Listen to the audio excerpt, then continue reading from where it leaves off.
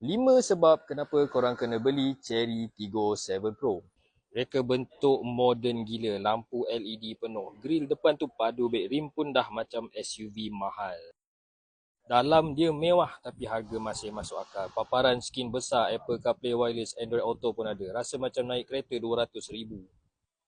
Ruang luas, selesa untuk family. Kau tengok ruang kaki dia, besar weh. Bawa anak bini jalan jauh, confirm semua selesa.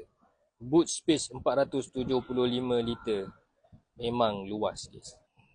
Ada panoramic sunroof sampai ke belakang, memang boleh layan bintang malam-malam. Ciri keselamatan penuh, ADAS lengkap, brake automatic, lane assist, semua ada. Memang rasa secure bawa.